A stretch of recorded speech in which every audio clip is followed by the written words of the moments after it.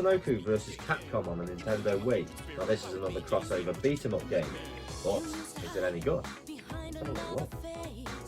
At first I didn't understand, but then I saw in you a kindred spirit. Tatsunoko vs. Capcom. You can crush his love through the melody, strong and dry. Select your heroes. There's a few crossover beat-em-up games out there, and this game may have passed you by.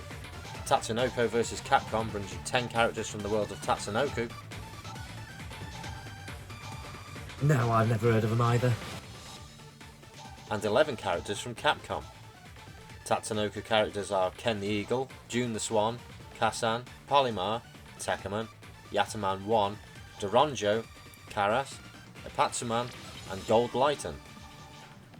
The Capcom characters are Ryu, Chun-Li, Alex, Mega Man Volnut, Batsu, Morrigan, Keijin no Soku, Roll, Saki, Beautiful Joe, and PTX-40A. You can choose 2 characters to play with. One will stay off screen until you either manually swap over or you get knocked out. The way this controls is slightly different than what you may normally be used to. Now you only have a light, medium and hard attack. There's no light, medium and hard punch or kick buttons, which to begin with seems quite confusing. For example, when you use Ryu, you may instinctively go for a Hurricane Kick or Dragon Punch and use kick or punch depending on which one you want. Now you just use the same command, but follow up with one button. You soon get used to this. You also have the power meter which will fill up as you fight, and this will execute a devastating attack.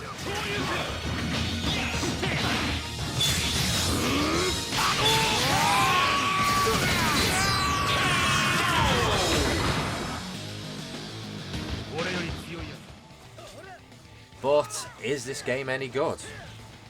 It's not too bad, but certainly not what I was expecting. When you think of crossover games, you may think of Marvel vs Capcom, X-Men vs Street Fighter, or Capcom vs SNK.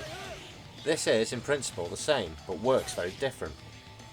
Trying to remember a new combo layout is very hard, but not a huge pain to deal with. And when you're in a fast-paced battle, it becomes too difficult to focus on what you need to press. Everything looks nice though. The background designs and characters look very good for the system, and it sort of looks the same style as Street Fighter 3. The gameplay is fast, and when you execute a super move, it's quite satisfying to watch a small cutscene, which also gives you a small rest while you wait for it to finish.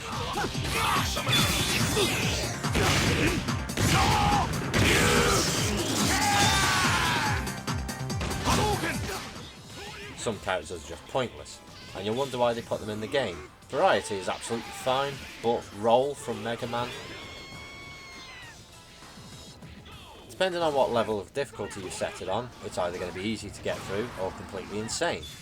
And this is a good thing, because when you set it to easy, it actually gives you a chance to get through the game without putting the controller through the TV. There's some unusual characters, and that's a welcome change, as you don't know what to expect from them.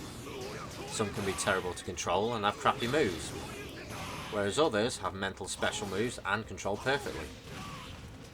As you progress through the game, you earn Zenny points, in which you can spend at the shop to unlock artwork, character colours, and endings you have achieved. If you're a hardcore fan of Street Fighter or Tatsunoko, then it's worth getting. But if you're someone who wants a great fighting game, then I'll just stick to the more popular crossover games.